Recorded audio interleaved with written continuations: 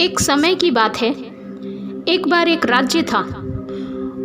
उसके राजा के सभी मित्र राज्य एक साथ बहुत अच्छे व्यवहार थे, यानी उन सभी के अच्छे दोस्त थे।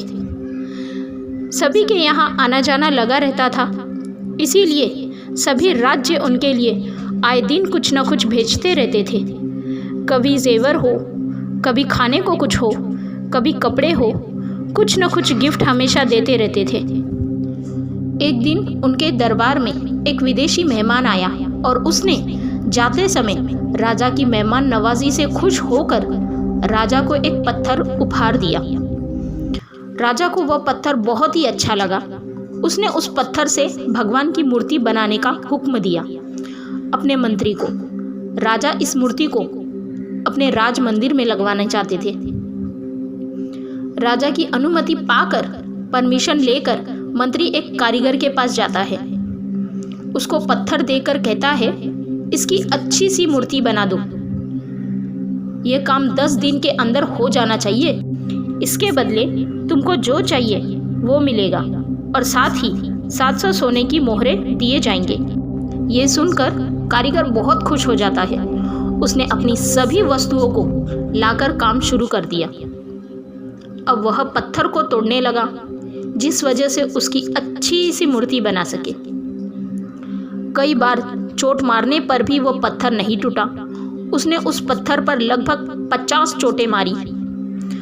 मारता रहा, पर वो पत्थर टूटा नहीं। अंत में एक चोट मारकर वह कहता है, अब ये काम मुझसे नहीं होगा।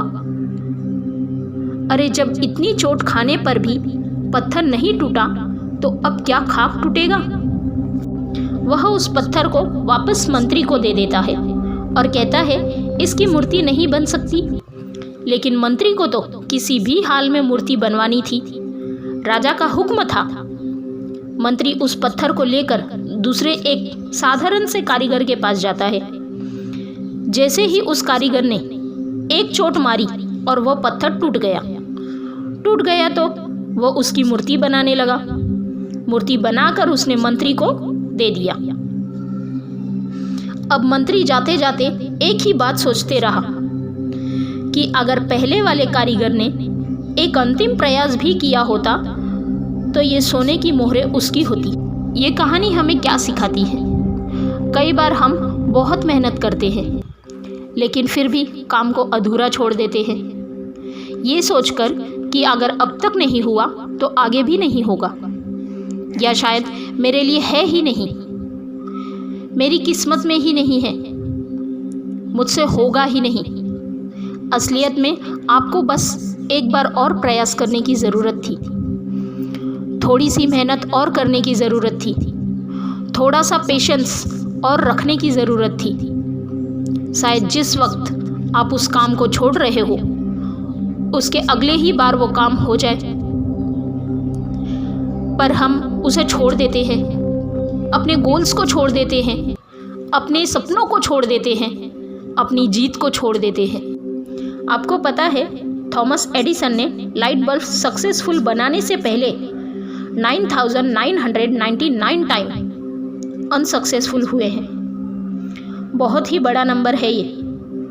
फिर भी जब वो सफल हुए और उनसे पूछा गया कि इतनी बार हारने पर भी वो मायूस नहीं हुए, उन्होंने हार नहीं मानी, अपना काम नहीं छोड़ा, तो उन्होंने एक ही जवाब दिया कि मुझे उन अनसक्सेसफुल अटेम्प्ट से पता चला कि इतनी तरीके हैं जिनसे मुझे सफलता नहीं मिली, तो मुझे उन्हें दोहराना नहीं है।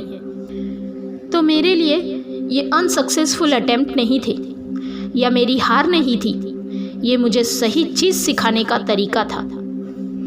ये कहानी भी आपको यही सिखा रही है कि जस्ट बिकॉज कुछ समय तक आपका काम नहीं हुआ, इसका मतलब ये नहीं कि आप रुक जाए या हार मान लें, क्योंकि मेहनत अपना असर ज़रूर दिखाती है।